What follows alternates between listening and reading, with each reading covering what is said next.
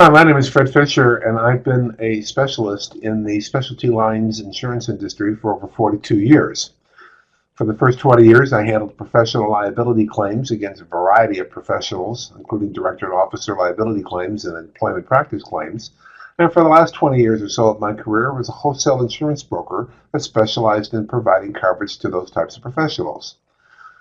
During my claims career, I probably either supervised and or personally handled thousands of claims against insurance agents and brokers, as well as wholesale brokers and MGAs.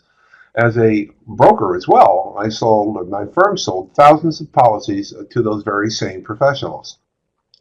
One of the things that often struck me was how often the wholesale insurance broker may not have been held as accountable for the failure to properly procure coverage as perhaps they should have been. Is well versed, I think the plaintiff bar is well versed and trained in going after the low hanging fruit, i.e., the retail insurance broker or the agent or broker directly dealing with the policyholder. And while that may seem to be a good idea, you'd be surprised how often a wholesaler, and a knowledgeable one at that, was hired to do the work and was relied upon by the retail broker to provide the expertise the retail broker themselves did not have. They may even advertise that. And yet, it's amazing to me how often, when I get involved in a case to defend or assist in the defense of a retail broker, the wholesaler has already settled out and obtained a good faith motion that the amount of money they paid was reasonable. And I look at that and I think, gee, look at all the mistakes that were made here. I might have been able to help to prevent that from happening. And when I refer to those mistakes, I may be looking at the specific case itself. And in one instance, the wholesale broker kept advancing retroactive dates on a claims-made form year after year at renewal without there being any rational basis for doing so. They clearly did not know what they were doing, and yet that was what was happening. And of course, ended up being one of the reasons why a claim ultimately was denied and gave rise to the lawsuit. In addition, wholesale brokers are often licensed identically to that of a retail broker. They both may have agent and or broker licenses, which means they automatically may be a representative of the policyholder, depending on the jurisdiction in which they are and whether or not they distinguish between a broker license and an agent license, etc. In addition, while it is true a wholesale broker may have a surplus lines license, allowing them to deal directly or transact business with a non-admitted carrier, like underwriters at Lloyd's, for instance. That's all it does.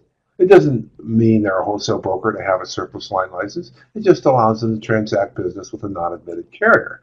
And in fact, you'd be surprised how often a retail broker may also have a surplus line license, so they too can deal directly with non-admitted insurers.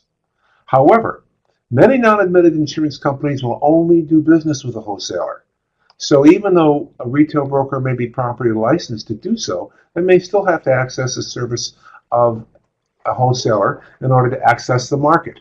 In addition, they may lack the specific expertise that a wholesaler may advertise or claim to have, which again would be of great assistance to a retail broker who's more of a generalist.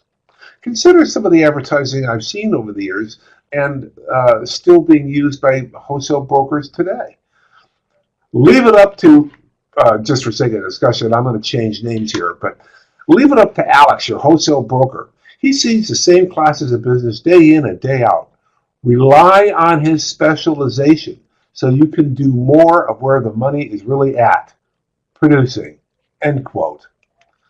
Well, in that instance, you've got a wholesale broker advertising expertise. And as we all may know, normally an insurance broker is charged with the responsibility or standard of care of diligently obtaining the coverage requested by the policyholder.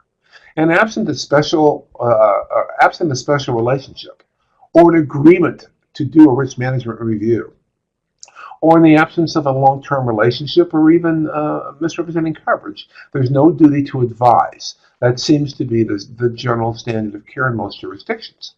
But when you start advertising or claiming to be an expert, that's another matter. Consider this. This is another ad that I've seen. Your insurance authority. With us managing your insurance risk and management needs, you reap the benefits of having an in-house insurance department but without the overhead. Or consider this one. Director and officer liability insurance is one of the more difficult and complex lines of business we handle at XYZ and Associates. Due to the intricacies of the various forms, a retail insurance broker would be wise to choose their D&O wholesaler carefully.